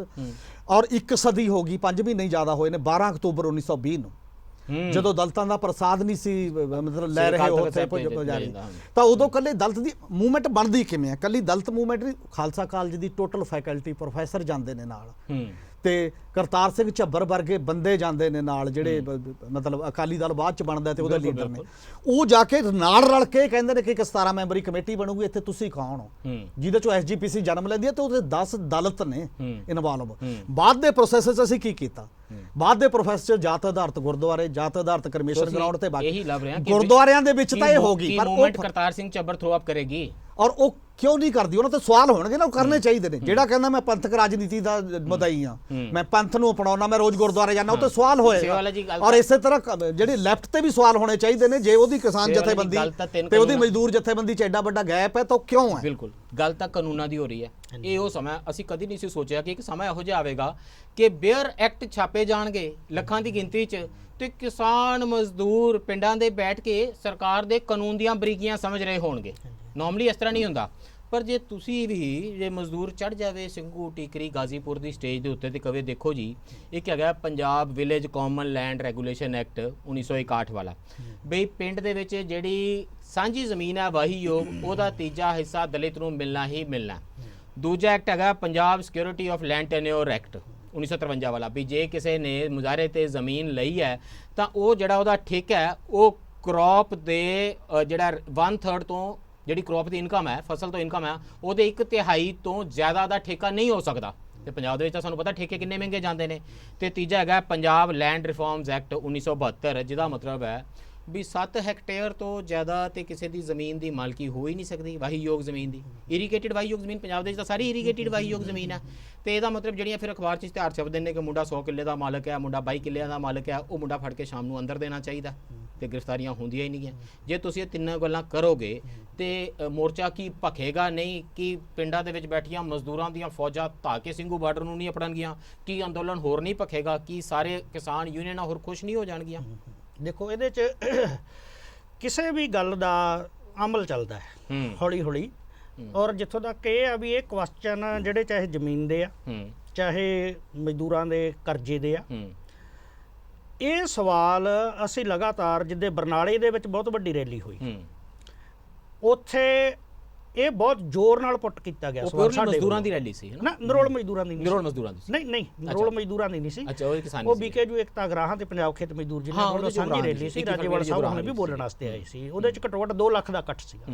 ਇੱਕ ਨਿਰੋਲ ਮਜ਼ਦੂਰਾਂ ਦੀ ਵੀ ਰੈਲੀ ਕੀਤੀ ਹੈ। ਨਰੋਲ ਮਜ਼ਦੂਰਾਂ ਦੀ ਅਸੀਂ ਬਠਿੰਡੇ ਦੇ ਵਿੱਚ ਵੀ ਕੀਤੀ ਆ, ਨਾਭੇ ਦੇ ਵਿੱਚ ਵੀ ਹੋਈ ਆ, ਲੁਧਿਆਣੇ ਦੇ ਵਿੱਚ ਅਲੱਗ ਹੋਈ ਜੀ। ਔਰ ਅਸੀਂ ਉਹਨਾਂ ਸਾਰੀਆਂ ਜਗ੍ਹਾ ਦੇ ਉੱਤੇ ਇਹ ਗੱਲ ਬਹੁਤ ਜ਼ੋਰ ਨਾਲ ਰੱਖੀ ਆ ਕਿ ਇਸ ਕਾਨੂੰਨਾਂ ਦੇ ਨਾਲ ਜੇ ਅਸੀਂ ਜਿਹੜਾ ਇਹਨਾਂ ਨੇ ਮੁਕਾਬਲੇ ਦੇ ਉੱਤੇ ਵਿਕਾਸ ਦਾ ਮਾਡਲ ਆ ਉਹ ਅਪਣਾਉਣਾ ਹੈ ਤਾਂ ਇਹ ਜ਼ਮੀਨੀ ਸੁਧਾਰ ਕਾਨੂੰਨ ਲਾਗੂ ਕਰੇ ਤੋਂ ਬਿਨਾ, ਜ਼ਮੀਨਾਂ ਦੀ ਵੰਡ ਕਰੇ ਤੋਂ ਬਿਨਾ, ਨਾ ਸਿਰਫ ਇਕੱਲੀਆਂ ਜ਼ਮੀਨਾਂ ਦੀ ਵੰਡ ਦਾ ਮਸਲਾ ਹੈ, ਉਦੋਂ ਬਿਨਾ ਜਿਹੜੇ ਉਹਨਾਂ ਦੇ ਜਿਹੜੇ ਵੱਡੇ ਜਗੀਰਦਾਰ ਆ, ਚਾਹੇ ਬਾਦਲ ਹੋਣੀ ਆ, ਚਾਹੇ ਉਹ ਕੈਪਟਨ ਹੋਣੀ ਆ, ਚਾਹੇ ਕੋਈ ਹੋਰ ਵੱਡੇ ਵੱਡੇ ਨੇ, ਉਹਨਾਂ ਦੀ ਪੂੰਜੀ ਨੂੰ, ਉਹਨਾਂ ਨੂੰ ਸੰਦ ਸਾਧਨ ਮਜ਼ਦੂਰਾਂ ਨੂੰ, ਕਿਸਾਨਾਂ ਨੂੰ ਦਿੱਤੇ ਤੋਂ ਬਿਨਾ ਇਹ ਵਿਕਾਸ ਹੋ ਨਹੀਂ ਸਕਦਾ। ਕੱਲਾ ਜ਼ਮੀਨ ਦਾ ਸਵਾਲ ਨਹੀਂ, ਪੂਰਾ ਇੱਕ ਮਾਡਲ ਆ। ਇਹ ਸੰਯੁਕਤ ਕਿਸਾਨ ਮੋਰਚੇ ਦੇ ਏਜੰਡੇ ਤੇ ਆਏਗਾ ਸਵਾਲ, ਇਹ ਹੌਲੀ ਹੌਲੀ ਆਊਗਾ, ਸਭਨਾਂ ਦੇ ਆਊਗਾ। ਇਹਦਾ ਪਰ ਪ੍ਰੋਸੈਸ ਹੁੰਦਾ ਹੈ। ਔਰ ਜਿੱਥੋਂ ਤੱਕ ਇਹ ਮਾਮਲਾ ਹੈਗਾ ਕਿ ਜੇ ਜ਼ਮੀਨ ਦਾ ਸਵਾਲ ਠਾਓਗੇ ਤਾਂ ਕਿਸਾਨਾਂ ਤੇ ਮਜ਼ਦੂਰਾਂ 'ਚ ਪਾਟਕ ਪੈ ਜੂ, ਅਸੀਂ ਸਮਝਦੇ ਆ ਵੀ ਨਹੀਂ ਪੈਂਦਾ, ਕਿਉਂਕਿ ਪੰਜਾਬ ਦੀ 17% ਮਾਲਕ ਕਿਸਾਨੀ ਜ਼ਮੀਨ ਤੋਂ ਵਿਹਲੀ ਹੋ ਚੁੱਕੀ ਆ। ਉਹਦੀ ਲੋੜ ਆ ਉਹਨੂੰ ਵੀ ਜ਼ਮੀਨ ਮਿਲੇ। ਜਿਹੜੇ ਹੁਣ ਵੱਧ ਜ਼ਿਆਦੇ ਪੈਸੇ ਦੇ ਕੇ ਜ਼ਮੀਨਾਂ ਠੇਕੇ ਤੇ ਲੈ ਰਹੇ ਆ, ਉਹ ਇਸ ਕਰਕੇ ਲੈ ਰਹੇ ਆ ਕਿ ਉਹਨਾਂ ਕੋਲ ਜ਼ਮੀਨਾਂ ਦੀ ਤੋਟ ਆ। ਔਰ 5 ਏਕੜ ਤੱਕ ਵਾਲਿਆਂ ਦੀ ਗਿਣਤੀ 80% ਤੱਕ ਬਣ ਜਾਂਦੀ ਆ। ਇਹ ਬਹੁਤ ਵੱਡੀ ਗਿਣਤੀ ਤਾਂ ਕਿਸਾਨਾਂ ਦੀ, ਮਜ਼ਦੂਰਾਂ ਦੀ ਉਹ ਆ ਜਿਨ੍ਹਾਂ ਦਾ ਆਪੋ ਵਿੱਚ ਰਿਸ਼ਤਾ ਬਣਦਾ ਹੈ। ਔਰ ਜਿੱਥੋਂ ਤੱਕ ਇਸ ਗੱਲ ਨੂੰ ਅੱਗੇ ਵਧਾਉਣ ਦਾ ਮਸਲਾ ਵੀ ਆ ਕਿ ਇਹਨਾਂ ਕਾਨੂੰਨਾਂ ਦੇ ਨਾਲ ਨਾਲ ਹੌਲੀ ਹੌਲੀ ਇਹ ਗੱਲਾਂ ਵੀ ਹੋਣਗੀਆਂ ਤਾਂ ਮਜ਼ਦੂਰਾਂ ਨੂੰ ਇਹ ਗੱਲ ਦੀ ਜਾਗ ਲੱਗੂਗੀ। ਔਰ ਨਾਲ ਹੀ ਮਜ਼ਦੂਰਾਂ ਨੂੰ ਇਹ ਗੱਲ ਵੀ ਸਾਨੂੰ ਦੱਸਣ ਦੀ ਲੋੜ ਆ, ਜਿਹੜੀ ਮੈਂ ਤੁਹਾਨੂੰ ਪਹਿਲਾਂ ਵੀ ਕਹੀ ਆ, ਇਹ ਸਾਡੇ ਜਿਹੜੇ ਬੁੱਧੀਜੀਵੀ ਹਿੱਸੇ ਆ ਜਾਂ ਜਿਹੜੇ ਕੋਈ ਪੜ੍ਹੇ ਲਿਖੇ ਹਿੱਸੇ ਆ, ਉਹਨਾਂ ਦੇ ਵਿੱਚ ਤਾਂ ਹੈਗਾ ਕਿ ਇਹਨਾਂ ਦਾ ਮਜ਼ਦੂਰਾਂ ਤੇ ਅਸਰ ਪਊਗਾ। ਹੁਣ ਮਜ਼ਦੂਰ ਬੰਦਿਆਂ ਨੂੰ, ਸਾਨੂੰ ਸਭਨਾਂ ਨੂੰ, ਸਾਡੀ ਇਕੱਲਿਆਂ ਦੀ ਜ਼ਿੰਮੇਵਾਰੀ ਨਹੀਂ, ਅਸੀਂ ਕੋਸ਼ਿਸ਼ ਕਰ ਰਹੇ ਹਾਂ। ਬੁੱਧੀਜੀਵੀ ਤੇ ਪੜ੍ਹੇ ਲਿਖੇ ਹਿੱਸੇ ਤਾਂ ਸਾਰੇ ਸਿੰਘੂ ਬਾਰਡਰ ਤੇ ਨਾ ਸਿੱਖਣ ਗਏ ਹੋਏ ਨੇ ਜਾਂ ਸਿੱਖਣ ਜਾਣਾ ਚਾਹੀਦਾ। ਉਹਨਾਂ ਨੂੰ, ਸਭਨਾਂ ਨੂੰ, ਮਜ਼ਦੂਰਾਂ ਨੂੰ ਇਹ ਵੀ ਦੱਸਣਾ ਚਾਹੀਦਾ ਕਿ ਜਿਹੜੀ ਇਹ ਸਵਾਲ ਆ ਕਿ ਜੇ ਜ਼ਮੀਨ ਖੁੱਸੂਗੀ ਕਿਸਾਨ ਦੀ ਤਾਂ ਜੇ ਉਹ ਬੇਜ਼ਮੀਨੇ ਹੋਣਗੇ ਤਾਂ ਉਹ ਮਜ਼ਦੂਰਾਂ ਦੀ ਫੌਜ 'ਚ ਵਾਧਾ ਕਰਨਗੇ ਤੇ ਉਹਨਾਂ ਦਾ ਜਿਹੜਾ ਰੁਜ਼ਗਾਰ ਆ ਹੋਰ ਘਟੂਗਾ। ਜਦੋਂ ਖੁੱਲੀ ਮੰਡੀ ਦਾ ਕਾਨੂੰਨ ਆਊਗਾ ਤਾਂ ਇਹਦੇ ਤਹਿਤ ਜਿਹੜੀ ਦਾਣਾ ਮੰਡੀਆਂ ਦੇ ਵਿੱਚ ਮਜ਼ਦੂਰਾਂ ਨੂੰ ਮਜ਼ਦੂਰੀ ਮਿਲਦੀ ਹੈ ਉਹ ਨਹੀਂ ਮਿਲੂਗੀ ਜਿਸ ਤਰੀਕੇ ਦੇ ਨਾਲ ਹੁਣ ਅਡਾਨੀ ਦੇ ਗੋਦਾਮ ਦੇ ਵਿੱਚ। ਡਿਬੇਟ ਤੇ ਇਸ ਕਿਸਮ ਦੀ ਚਰਚਾ ਅੰਦੋਲਨ ਨੂੰ ਨੁਕਸਾਨ ਪਹੁੰਚਾਏਗੀ ਕਿ ਅੰਦੋਲਨ ਨੂੰ ਮਜ਼ਬੂਤ ਕਰੇਗੀ?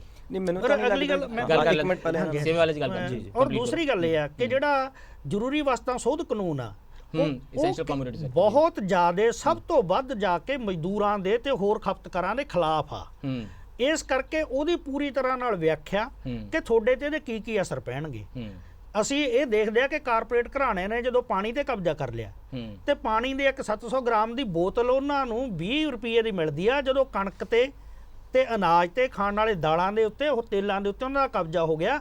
ਮਜ਼ਦੂਰ ਸਭ ਤੋਂ ਵੱਧ ਭੁੱਖਮਰੀ ਦਾ ਸ਼ਿਕਾਰ ਹੋਊਗਾ, ਕਿਉਂਕਿ ਇਸ ਮੌਕੇ ਵੀ ਪੰਜਾਬ ਨੂੰ ਜਾਂ ਹਿੰਦੁਸਤਾਨ ਨੂੰ ਜਦੋਂ ਐ ਕਿਹਾ ਜਾਂਦਾ ਕਿ ਖੁਸ਼ਹਾਲ ਆ, ਉਸ ਮੌਕੇ ਦੇ ਉੱਤੇ ਵੀ ਸਾਡੇ UN ਦੀਆਂ ਰਿਪੋਰਟਾਂ ਨੇ ਕਿ ਦਲਿਤ ਵਰਗ ਦੀਆਂ ਔਰਤਾਂ ਜਿਹੜੀਆਂ ਉਹ 14.5 ਸਾਲ ਘੱਟ ਜਾਂਦੀਆਂ ਕਿਉਂਕਿ ਉਹਨਾਂ ਦੇ ਕੋਲੇ ਖਾਦ ਖੁਰਾਕ ਦੇ ਜਿਹੜੇ ਸੋਮੇ ਉਹ ਨਹੀਂ ਹੈ। ਤੇ ਜਦੋਂ ਇਹ ਕਾਨੂੰਨ ਲਾਗੂ ਹੋ ਗਿਆ, ਇਸ ਕਰਕੇ ਇਹ ਮਜ਼ਦੂਰਾਂ ਤੇ ਕੀ ਅਸਰ ਪੈਣਗੇ, ਇਹਨਾਂ ਸਾਰੀਆਂ ਚੀਜ਼ਾਂ ਨੂੰ ਸਾਨੂੰ ਸਭਨਾਂ ਨੂੰ ਮਜ਼ਦੂਰਾਂ ਤੱਕ ਬਹੁਤ ਸਟੀਕ ਤਰੀਕੇ ਨਾਲ ਉਹਨਾਂ ਨੂੰ ਸਮਝਾਉਣ ਦੀ ਵੀ ਲੋੜ ਆ, ਉਹਨਾਂ ਨੂੰ ਲੈ ਕੇ ਜਾਣ ਦੀ ਵੀ ਲੋੜ ਆ। ਔਰ ਇਹਦੇ ਵਾਸਤੇ ਜਿੰਨਾ ਅਸੀਂ ਕਿਸਾਨ ਜਥੇਬੰਦੀਆਂ ਨੂੰ ਵੀ ਅਪੀਲ ਕੀਤੀ ਹੈ ਕਿ ਉਹ ਵੀ ਮਜ਼ਦੂਰਾਂ ਨੂੰ ਨਾਲ ਲੈਣ ਵਾਸਤੇ ਉਹਨਾਂ ਦੇ ਵਿਹੜਿਆਂ 'ਚ ਜਾਣ ਤੇ ਇਹ ਲਾਜ਼ਮੀ ਤੌਰ ਦੇ ਉੱਤੇ ਕਿ ਕਦਮ ਬ ਕਦਮ ਗੱਲ ਅੱਗੇ ਵਧ ਰਹੀ ਹੈ। ਇਸ ਤਰ੍ਹਾਂ ਦੇ ਡਿਬੇਟ ਨਾਲ ਖਤਰਾ ਹੋਏਗਾ ਕਿ ਕੋਈ ਹਾਊਸਿੰਗ ਦਾ ਅੰਦੋਲਨ ਦਲਿਤਾਂ ਲਈ, ਕੋਈ ਮਨਰੇਗਾ ਦਾ ਅੰਦੋਲਨ, ਕੋਈ ਜ਼ਮੀਨਾਂ ਦੀ ਵੰਡ ਦਾ ਅੰਦੋਲਨ, ਕੋਈ ਵਿਦਿਆ ਦਾ ਅੰਦੋਲਨ, ਨਵੇਂ ਸਰਕਾਰੀ ਸਕੂਲਾਂ ਦੇ ਵਿੱਚ ਅਧਿਆਪਕ ਹੋਰ ਭਰਤੀ ਕਰਨ ਦਾ ਅੰਦੋਲਨ, ਇਹ ਅੰਦੋਲਨ ਸਿੰਘੂ ਬਾਰਡਰ ਤੇ ਸ਼ੁਰੂ ਹੋ ਜਾਣਗੇ। ਨਹੀਂ, ਮੈਨੂੰ ਤਾਂ ਨਹੀਂ ਲੱਗਦਾ ਹੈ ਜੀ। ਮਤਲਬ ਮੈਨੂੰ ਲੱਗਦਾ ਵੀ ਜਦ ਤੱਕ ਅਸੀਂ ਚਾਹੇ ਆਪਣੀ ਇੰਡੀਵਿਜੂਅਲ ਗਰੋਥ ਵੀ ਦੇਖਣੀ ਹੋਵੇ ਜਾਂ ਸਮਾਜ ਦੀ ਵੀ ਦੇਖਣੀ ਹੋਵੇ,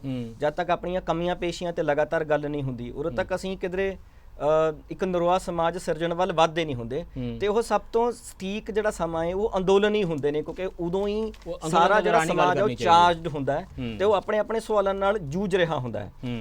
ਪਰ ਬਸ ਮੈਨੂੰ ਸਿਰਫ ਮੇਰੀ ਉਮੀਦ ਇਹੀ ਹੈ ਵੀ ਕਿਤੇ 20 ਸਾਲ ਬਾਅਦ ਆਪਾਂ ਇਹੀ ਨਾ ਕਹੀਏ ਵੀ ਐਟਲੀਸਟ ਕਿਸਾਨ ਮਜ਼ਦੂਰ ਏਕਤਾ ਦਾ ਨਾਰਾ ਤਾਂ ਲੱਗ ਰਿਹਾ ਹੈ। ਗੱਲ ਇਹਦੇ ਤੋਂ ਅੱਗੇ ਵੀ ਤੁਰੇ, ਕਿਉਂਕਿ ਮੈਨੂੰ ਲੱਗ ਰਿਹਾ ਵੀ ਪਿਛਲੇ 20-30 ਸਾਲਾਂ ਤੋਂ ਐਟਲੀਸਟ ਮੈਂ ਇਹ ਤਾਂ ਸੁਣ ਰਿਹਾ ਵੀ ਐਟਲੀਸਟ ਇਹ ਨਾਰਾ ਤਾਂ ਲੱਗ ਰਿਹਾ ਹੈ। ਇਹਦੇ ਤੋਂ ਗੱਲ ਅੱਗੇ ਤੁਰੇਗੀ। ਮੈਨੂੰ ਲੱਗ ਰਿਹਾ ਵੀ ਇਹਦੇ ਤੋਂ ਗੱਲ ਅੱਗੇ ਤੁਰਨੀ ਚਾਹੀਦੀ ਹੈ। ਗੱਲ ਤੇ ਇੰਨੀ ਨਿੱਠ ਕੇ ਤੁਰਨੀ ਚਾਹੀਦੀ ਹੈ। ਦੇਖੋ ਜਿਹੜਾ ਹੁੰਦਾ ਨਾ ਜੀ ਸੇਵੇ ਵਾਲਾ ਜੀ 9 ਮਾਸ ਦਾ ਰਿਸ਼ਤਾ, ਉਹ ਐਦਾਂ ਹੁੰਦਾ।